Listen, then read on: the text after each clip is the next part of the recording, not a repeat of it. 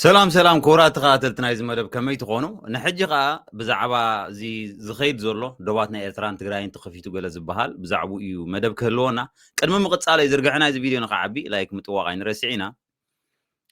حساو سعيد أو هدمونا ناتو يوتيوب channel زرقوحون يرو زخا أب مرب براما زموتون بعد خالا زموتون إيرتراويان تقارون تراخيبهم زو الفيديو جي كلهم حساوهم كهو بتقول دايري إنا كتري أخو لغا بتنا تግራይ ወገን ዝመጹ አቦታት ነይሮም አዴታት ነይረን ክዛረቡ ከለው ናጽነትኩም ዝነበሮም ትዕዘብ ቶም ብኤርትራ ወገን ዝመጹ ግን ፕሮፓጋንዳ ኾኖ ፍሕምበር ናይ ባሐቅነት ጸገም ወላ ክገልጹ ይካሉ ሕጂ ቲ ትዕዝብትታቲ ማለት እዩ ስለምንታይ ኾም ኮይኑ እንድሕሪልና ኻ ንሕና ስለንፈልጦ ጸቕጥ ስለ ዘሎ ተዛሪብካ ንኤርትራ ስለትምለስ እንታይ ዝመጻካ ስለትፈልጥ ናይ ልብኻ ክትዛረባ ይትኽእልኒኻ በቲ ናይ ትግራይ ዝነበሩ ወገን ድሕሪናዮም ግን ብሰንኪዞም ስርዓታት እዚኦም ህዝቢ ገለ እንዳበሉ ብዙሕ ወላ ነቲ ንህግደፍን ንሕወሓትን ክጸርፎም ምኽንያት ናይቲ ሽግር ኣብ መንጎ ዝኽልተ ህዝቢ ዝኾኑ ኸ እሶም ምዃኖም እውን ክዛረቡ ተሰምዖም ብዝኾነ ሓንቲ ልቢ ብዙሓት ደለይቲ ሰላም ዝተንከፈት ኣደ ትግራወይቲ ደ ክትዛረብ ሰሚዕና ነርና ከለስ ኣጓላት ትግራይስ ንኤርትራ እየን ዝምርዐዋ ነይረን ንኣብነት ንዓይ ሰለስተ ኣሕዋት የለዋ ንብዚ ተመርዐን ዝመጻ ደቂ ሓወበይ እውን ኣለዋ ሓደ ዳስየን ዝኣኽላ ደቅኹም ኣለዉ ምሳና ደቅና ኣለዋ ምሳኹም ሓደ ኢና ዝፈልየና የብልናን ኣነ ሸቃጢት እየ ነይረ ዝተሓዘ ኤርትራዊ ወሓስ ንሰውን ዝለኣክዎም ይለኣኹኒ ጽቡቕ ናብራ ኢና ነርና ሕጂ ግን ናይ መወዳእታ ይግበረልና ሰብ ነኽሱም ክኸይድ እኳ ንዓዲ ኋላ ኢና ንመጽእ ነርና ህዳር ጽዮን ካብዚ ነኽሱም ትኸዱ ንስኹም ንሕና ከም ንዓዲ ኋላ ንመጽእ ነርና ንዓይላ ንመጽእ ነርና ኣደዳ ፈታዊ ጸልኣይ ንኹን ኤርትራን ትግራይን ነንወይኖም ዝብል ህዝቢ ዝብል ተልዩ ዓሻ እዩ ብመውስዎ ዝተዋሰበ ህዝቢ እዩ ዝህዝቢ እዚ ዛዴና ትብሎ ዘላ 100% ሓቂ እንዲዩ ኩሉ ተዛረቦ ዘላ ግን ከዓ ህዝቢ ንህዝቢ ዝዕርዮ ነገር የለን ኣብዚ ዞባ ዝማ ኣብ መንጎ ትግራይን ህዝቢ ኤርትራን እቶም ኣብኡ ዘለዉ ፖለቲካውያን መራሕቲ እዮም ክዕርይዎ ዝኽእሉ በቲ ናትና ወገን ብናይ ኤርትራ ዘለዉ ከዓ ፖለቲካውያን ሸፋቱ እዚኦም ክዕርይዎ እንድሕር ዘይክኢሎም ኣብ ሓደ ዳስ ተኣከብ ወላ ገለ ግበር ወላ ሓደ ተምፅኦ ነገር የለን ምክንያቱ ክትሕዞም ወላ ይትኽእልኒ ኢኻ ንስኻ ስለ ዝተረኸብካ ንሶም ነቲ ክገብርዎ ዝደልዩ ነገር ደው ከብልዎ እዮም ማለት ኣይኮነን ስለዚ ፖለቲካ ጥራሕ ክዕርዮ ዝኽእል ፖለቲካ ኣብቲ ዞባ ክሳብ ዘየለኻ ሽግር ይኸውን ቲ ፖለቲካ ዘይብሉ ስርዓት ግደፍ ክእለ ጥራሕ እዩ ዘሎ ካልእ ወላ ሓንቲ ኣማራፂ ነገር የለን ሕጂ ምስ ዘሎ ኩነታት ብፍላይ ከዓ ብናይ ትግራይ ወገን ዘሎ ብናይ ኤርትራ ኩሉ ሰብ ዝፈልጦ እንዲ ብናይ ትግራይ ወገን ኣዝዩ ከቢድ ኩነታት ይሕልፉ ኣለዉ እቶም ኣብቲ ጫፍ ናይ ዶባት ዘለዎ ዓድታት ስለዚ ንእሽተይ ወላ መሰረሆት ክረኽቡ ተስፋታት እዮም ዝገብሩ ዘለዉ ግን እቲ ተስፋ ንነዊሕ ከም ዘይቅፅል ፍሉጥ ነገር እዩ 2018 ህዝቢ ኤርትራን ህዝቢ ኢትዮጵያን ክልተ ኣህዛብ እዮም ኢሉ ዝሓስብ ነቲ ሓቂ ዘይፈልጥ ጥራሕ እዩ ዝበለ ህግደፍ እዩ ማለት ህግደፍ ማለት ኢሳያስ ካልእ ህግደፍ የለን ሓደ ጥራሕ ህግደፍ ዘሎ ኢሳያስ እዩ ቶም ካልእ ንኡሳን ህግደፍ ወይ ከዓ ተላእኽቲ ናይ ህግደፍ ክትብል ትኽእል ስለዚ ናይ ኢሳያስ እዮም ማለት እዩ ከምኡ ኢሉ ከብቅዕ ግን ኣብ መወዳእታ ሕጂ ኣበይ ወዲቕና ኣለና ንሪኦ ኣለና ህዝቢ ትግራይ እውን ኣብ ምንታይ ወዲቑ ንሪኦ ኣለና ናይ ዛደ ተስፋ ገለ ትዛረቦ ዘላ ገለ ክትሰምዖ ከለኻ ግን በቲ ሓደ የጉሄካ በቲ ሓደ ከዓ ናይ ብሓቂ ዕድላት እንድሕር ተረኺቡ ተስፋ ዘለዎም ሰባት ኣብቲ ዶባት ከም ዘለዎ ከዓ ትርኢ ማለት እዩ ብዚ ሓደ ዓይነት ህዝቢ እዩ ንለብም ይኣኽለና ዋ ረበጃኹም ይኣኽለና ንባዓት ኣነ ክሓስቦ ብጣዕሚ ይዘግርመለይ ኣነ ክሓስቦ ብጣዕሚ ይዘግርመለይ ሕዝብ ቀብሎ ህዝቢ ኤርትራ ወገነ እዩ ሓወ እዩ ህዝቢ ትግራይ ማእገር እዩ ኩሉ ህዝቢ ኣነ ፈልየ እየ ሓደ ዓይነት እዩ ሓደራ ንባዓት ይኣኽለና ንባዓት ከም ቀደምና ንሳዕስዕ ንፃወት ንተሓዋውስ ካልእ ዝብለ የብለይን ይቐኒየለይ እዋ ቅድሚ ተሳዕስዒትን ምትሕዋስን ምምፁ ግን ከምዚ ዝበልክዎ ፖለቲካዊ ተሓሳስባ ዝምድና ናይቲ ህዝቢ ክቕየር እዩ ዘለዎ ፖለቲካዊ ኣካይዳ ናይቲ ዞባ ክቕየር ክኽእል ኣለዎ እዚኦም እዞም ክልተ ውድባት ሕወሓትን ህግደፍን ዝበሃሉ ንመጀመርያ ግዜ ኣብ ታሪክ ማለት እዩ ንመጀመርያ ግዜ ህዝቢ ትግራይን ህዝቢ ኤርትራን ዝዓፀው እዮም ብግዜ ሃይለ ስላሴ ተዓፀወ ብግዜ ቱርኪ ተዓፀወ ብግዜ ጥልያን ኣይተዓፀወ ኣህዛብ እዚ ከም ድልየቱ ይነጋገድ ይባፃፃሕ ዝነበረ ህዝቢ እዩ ዝምድንኡ ብሓንሳብ ማሕበራዊ ናብርኡ ብሓንሳብ እምነቱ ብሓንሳብ ኩሉ ብሓንሳብ ዝኸይ ዝነበረ ህዝቢ እዩ ነዚ ህዝቢ እዚ ክዕፆ ዝገበሩ መን እዮም እንድሕር ኢልና ሕወሓትን ህዝባዊ ግንባርን ምስ መፅኦም ስለዚ እዞም ኣካላት እዚኦም ክሳብ ዘለዉ ወላ ሓደ ዝቕየር ነገር ዘሎ ኮይኑ ኣይስማዓንን ብናይ ትግራይ ወገን ክቕየር ይኽእል እዩ ብኤርትራ ወገን ግን ስቲል ስግኣት ስለ ዘለዎ ካብ ህዝቢ ኤርትራ ስርዓት ግደፍ ዶባት እንድሕር ከፊቱ ኣብ ኤርትራ ክፍጠር ዝኽእል ነገራት ስለ ዘስግኦ ምስቲ ዘሎ ናይ ዘረባ ናፅነት ናይ ምሕሳብ ናፅነት ናይ ምንቅስቓስ ናፅነት ዘሎ ኣብ ትግራይ ንሱ ተጋሩ ሒዞሞ ንኤርትራ እንድሕር ኣትዮም ንስርዓት ግደፍ ጥፍኣት ማለት እዩ ስለዚ እዚ ነገር እዚ ናብ ኤርትራ ከኣቱ ኣይደልዮን እዩ መጀመርያ ኸ ውዕላት ይኽህልወካ ዘሎ ንኣብነት 2018 ንዝክሮ ኢና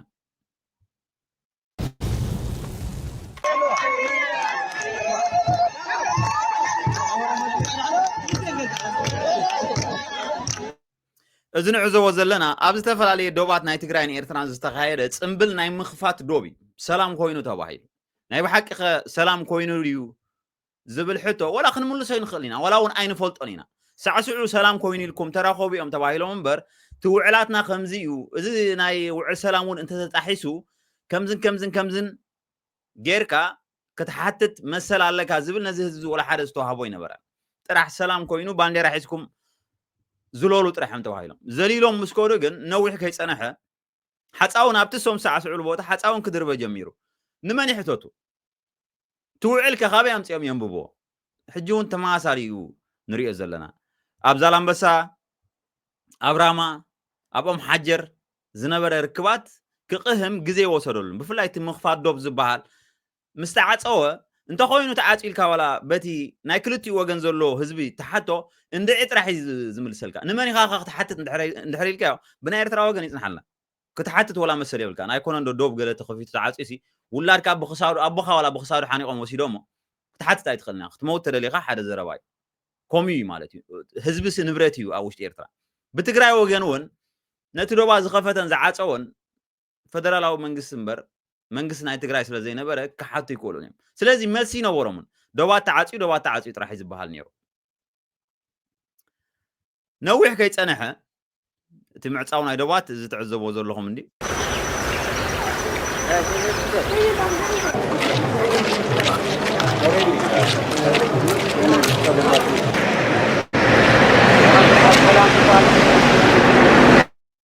እዚ ትዕዘቦ ዘለኹም ማእኸል ዛላምበሳ ናይ ሸቐጥ ነቑጣ ኮይኑ ነይሩ ብኤርትራ ዝመፁ ብትግራይ ዝመፁ ዝራኸብሉ ዝለዋወጥሉ ህዝቢ ንህዝቢ ማሕበራዊ ናብርኦም ንክገብሩ እውን እሱ ትኡን ቀጥሪ ፅርግያ ስለ ዝነበረ ብኡዩ ንትግራይ ዝበዝሐ ሰብ ዝኣቱ ነይሩ ብገሊኡ ከዓ ብታሕቲ ማለት እዩ ሕጂ ብዙሕ ናይ ቢዝነስ ዝነበረ ትካላት ተበራቢሩ ድሓን ዝኾነ ዝምድናታት ተወጋጊሱ ከም ዝነበረ ዘጠራጥር ነገር ኣይኮነን ወላ ኣብቲ ሰዓት ውሽጢ ኤርትራ ዝነበሩ ሰባት እንድሕር ሓይትክኦም እውን ከምኡ እዮም ዝብሉኻ እዚ ግን ምስ ተዓፀወ ተሓቲቶም ክምልስዎ ዘይክእሉ እንታይ ኮይኑ እዩ ተዓፅዩ እንተኢልካዮም ወላ ሓደ ክምልስዎ ዝኽእሉ ነገር ኣይነበረ ተዘከርቲ ሰባት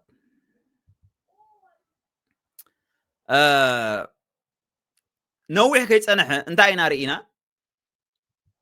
እዚ ከርእየኩም ፀናሕኹ ናይ ንቑጣ ናይ ቢዝነስ ናይ ገለ ተቐይሩ ዝነበረ ጎደና ኣብዚ ኢና ርኢናዮ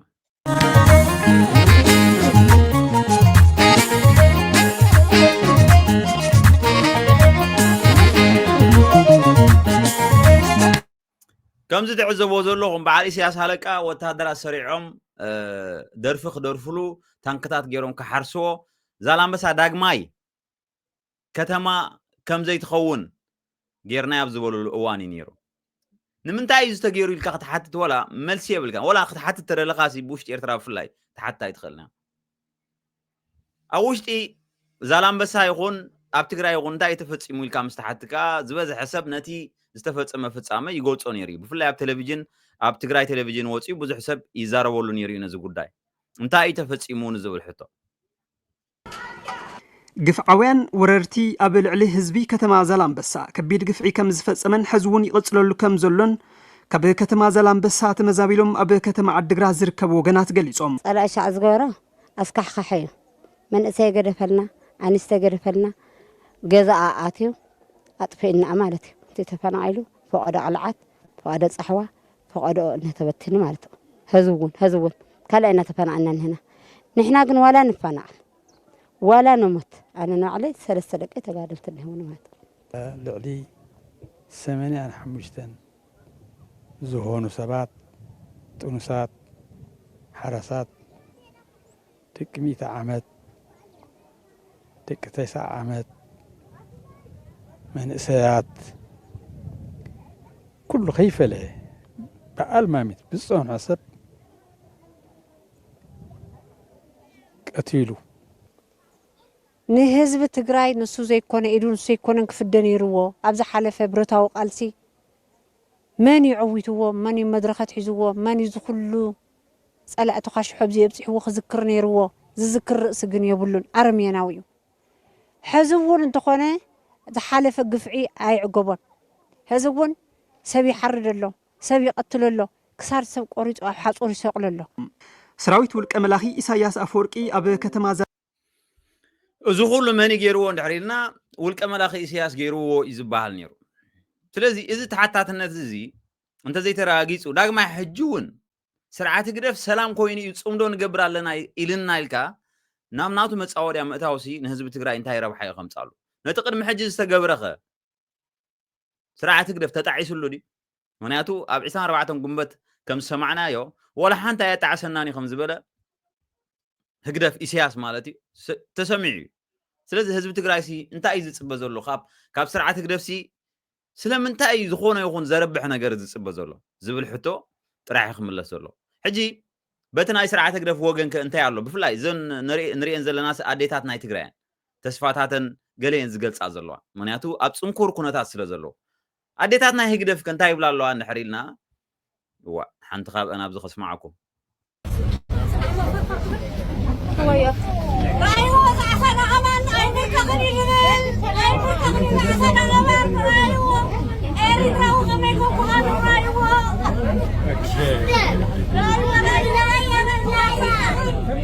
لا يريكم رايو لا يريكم رايو ستراكم برساكم يا عيني لا عيني بركغن عمل ما عندي خاتشو ما بيني እዘን ጽሉላት ኣብ ማዕዲኻ ጮማ እየን ዝብላ ዘለዋ ኣንታ ኣብ ሆላንድ ባሕር ዘየለ ኮይኑ ዝስምዐን ዘሎ ወይስ ኣብ ኤርትራ ጥራሕ ዓሳ ዘለዎ ዲ ዝመስለን ዘሎ እምበርኪ ኣብቲ ዝነብራሉን ደቀን ዘዕብያሉን ወፃኢ ሃገርሲ ባሕሪ ከም ዘሎ ኣይፈልጣን እየን ኮይነን ሕጂ እዚአን ሰባት እዚአን ንህዝቢ ኤርትራ ዝጠቅምን ነቲ ኣብ ዶባት ዘሎ ግራውቱ ሓፃውን መሊእ ዘሎ ህዝቢ ዘረብሕን ክሓስባ ኢልካ ዘይሕሰብ እዩ ስለምንታይ ኣገልገልቲ እየን መሰል የብለን ወላ ክሓስባ ተሓንቲ ላይሰንስ ዝተዋህበትን ፍቃድ ማለት እዩ ነቲ ተቃላሳይ ኤርትራዊ ምብጫውን ስርዓት ህግደፍ ዝበሎ ከዓ ምድጋምን እዩ ስለዚ ካብዘን ሰባት እዚአን እንታይ ኢና ክንፅበእ ወላ ሓንቲ ንፅበዮ ነገር የለን ካልእ ኣብዚ ሰዓት እዚ እንታይ ዘሎ ንዝብል ሕቶ نكون عنده بزالامبسا እዚ ኩሉ ክንሪኦ ፀናሕና ቅድሚ ሕጂ እውን ተኸፊቱ ነይሩ ተባሂሉ እዩ ዶ ኣሕዛብ ክራኸቡ ጀሚሮም ተባሂሉ ኣብ መውዳእታ ግን ስርዓት ግደፍ ከፍርሖ ጀሚሩ ኣብ ኤርትራ ቁጠባዊ ርግኣት ተፈጢሩ ናይ ኣካዳሚ ርክባት ተፈጢሩ ናይ እምነት ርክባት ተፈጢሩ ኤርትራዊ ዶባ ጥሒሱ ክሳብ ማልያ ዘይብሎም ገዳማትን መሳጊድን ናይ ትግራይ ክበፅሕ ጀሚሩ መማህራን ነንሕዶም ጸሓፍትን ነንሕዶም ፖለቲከኛት ነንሕዶም ክዛረቡ ጀሚሮም እዚ ኻን ስርዓት ግደፍ ካብ ስልጣኑ ዘረሕቅን ዝኣልን ስለ ዝኾነ ተጓየ ኮይኑ ተጓየ እንታይ ደኣ ንበሎ ሓሽሽ እትዮም ተጋሩ ኢልካ ጥራሕ ዘርጋሕ ዋደ ሰለስተ ሓደ ሰብኣይ መፅዩ እንታይ ኢልና ብመሸማዓሲ ሓሽሽ ባቃ ናብ ኤርትራ ከሰጋግሩስ ረኺብናዮም እዩ ዝብል ተጋሩ እዚ ኩሉ ዝኾነ ንምንታይ እንድሕሪልና ዝኾነ ይኹን ዝተፈረመ ውዕል ህዝቢ ኤርትራን ህዝቢ ትግራይን ህዝቢ ኢትዮጵያን ክሓቶ ዝኽእል ስለ ዘይነበረ ኣብ ኤርትራ ብፍላይ ዝኾነ ነገር ምስ ተጣሕሰ ስለምንታይ ተጣሒሱ ኢልካ ክትሓተሉ ትኽእል መንገዲ የለን ስለዚ ህዝቢ ትግራይ ወላ ሓንቲ ምስ ስርዓት ህግደፍ ዝገብሮ ርክባት ውሕስነት ዝበሃል ይብሉን ማለት እዩ ዝኾነ ስርዓት ህግደፍ ንዝገብሮ ግብሪ ስለምንታይ ተገይሩ ኢልካ ክትሓትት ኣይኮነን ህዝቢ ትግራይ ህዝቢ ኤርትራ መሰል የብሉ ወላቶም ሓለፍቲ ገለልካ ተሓስቦም ገለመለ ኣብ ኤርትራ ዘለውን መሰል ዝበሃል የብሎም እዚ ቢቢሲ ዘርግሖ ይትማሊ ብዛዕባ ናይ ዛላምበሳ ጉዳይ ደቁና ነርና ግዜ ዘምጡ ስለ ዝኾኑ እማ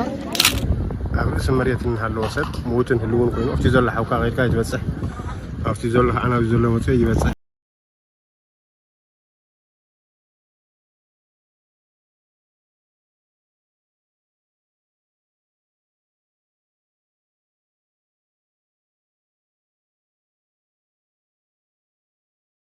نبر مثل نبر حمامنا يدخل عنا بخبرات قبرنا ولدنا بسلامنا نقد عللنا إنا ما حلو يوم قال هيجينا سلام مدهاني عالم يا عقلك كملوا ردي إنا أتصبق ينبرنا موت ولدنا حمام ولدنا نبر متى يدخل عنا بزح تحبش يسحواتنا سكيحتن نتسلمتن أصمرنا عللنا علل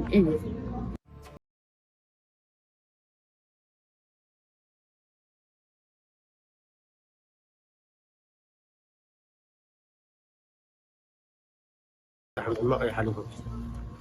ولادو فلاليلو تسدرام تتسلسل فللو تخفافي لي حديثوت يوان هذه كعناي سلام تلانجل يو تري الله حلو معن زهول حبرتسب بحدو إلين هلما قصالي حبيركم إلو بحدو إل قدم يلون هاب ولدنا تنتاو صالحه حبار بحدا أقبر بحدا مرعى بحدا أب تسكار نخوينون بحدا أكرسنا نخوينون بحدا أشتغل عليه مهنات زي فعل حزوين يرسل بزي جن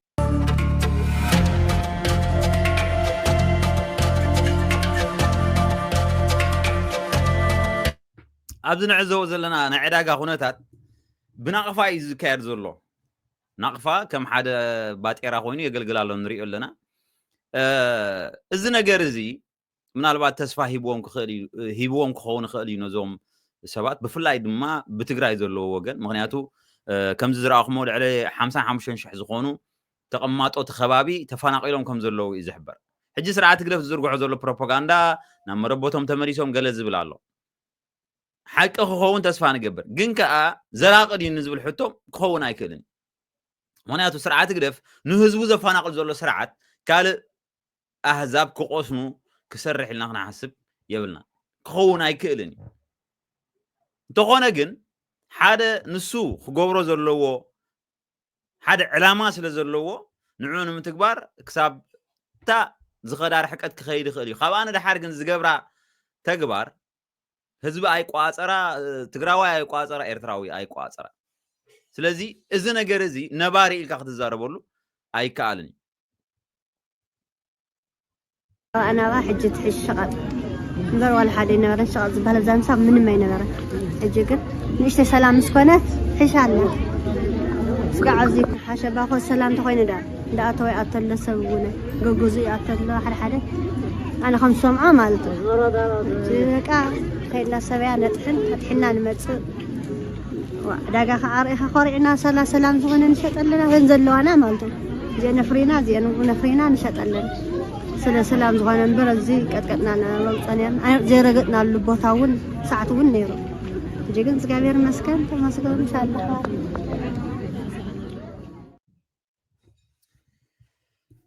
حساو سعيد بزح بروباغندا إذا نفع زلو نعزو لنا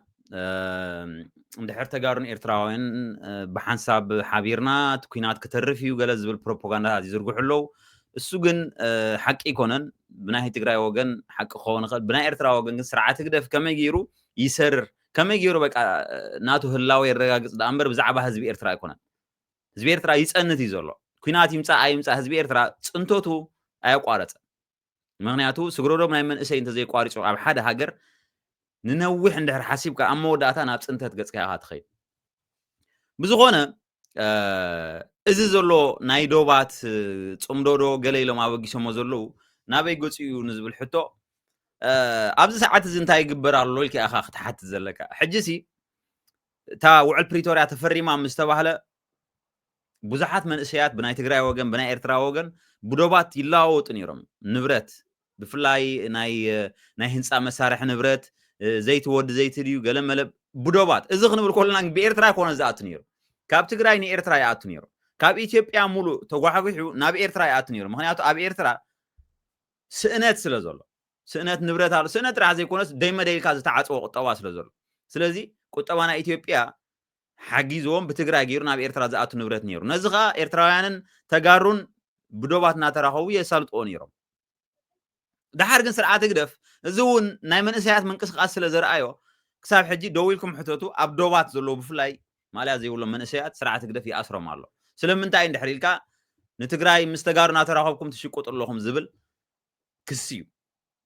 بناي تجري وجن زلون دحري خيون أب تجري نبرة نخبر يخيركم زلوا يوم زحبور زلوا سلم أنت عند حريلنا إيرترا بحر اللوامو دوبالو جماعة بحري شحن قلنا زرقة حمو بإيرترا خاطو الناي قليلهم زبيو نسرعة تقدر تبقى يوم زي تردو تجارس لزلوا مهنياتو هزبي إيرترا زي تجابه نتجراواي خون زخل كتابة كجلجل زخل وده باب إيرترا يلن سلزي كاب تجراي تقوى حقي حنبرت نبي إيرترا يخيرالو إذا خاني أب دوبات ناي تجراين إيرتران بناي إثيوبيا وجن ناي نبرت ناي قحة سئنة يقات واحد يقات مالو مالت إذا خا نهر ناي واقاتات كوسخ غير والو سلزي كاب سرعة تقدر ده أنتي ناخن سبنا زبل حتو نتي قبل على الحزب إيرترا أوريد وزرلو شقونا نسونا بتجراي كمسيرات سعر زرلون بر نعون دحر فتحيو ود قوتي يخون يفلت إخات سرعة كومو سلزخونا إخانتهم أبدوبات كشكوتو مسزب تجراي مسزب إثيوبيا كراخو بزفتون زلو سبات أم إسار توافير زلو نورتهم أم مزمات توافير زلو سلازي إتحكي إزيو نايب حكي سلام كمس عند حركوين تحتاتنا تكل الله تبملو أب تجراي تغيرو تباهيلو بسرعة قدف أب تلفزيونات أب راديو أب غازيتا أب قلو أب كله نسمعون نريون زنبرنا أب طاولا خوفي الكاتزريبولو فتح كمس خلاله متحسس أب كمس خلاله إذن دحر زي اللي جزياو نجر كل جزياو خوين راح يسترف نباري كونن مسرعة قدف كازخون النبار نجر كتجبر أي كالني هزبي إيرترا مسيل وكو نسرعة تقدف دقيفو هزباو قنبار دقيفة يلو ما عليها زي ولا عمتات تسأنيحيو أما وداتا قن واقاق في الو نعوت راح زي كونا مساءنا يدقون ترقم ألبو خمس قبر جيروي سلازي كابزنا قرزي هزب تقرايون كمهار كخلالو ولا قوادا ازي تفت إيروزولو نقزياوي قرب مستروحات كم تسأل يلو يحسب انتخونا كتسأل خمسة يكون تردي إجن مسرعة قدف زلوا أكايدا كحسب الله خلالو مكتالكم دامس جونكو أبقى تسألي بخالة حسين رخبنا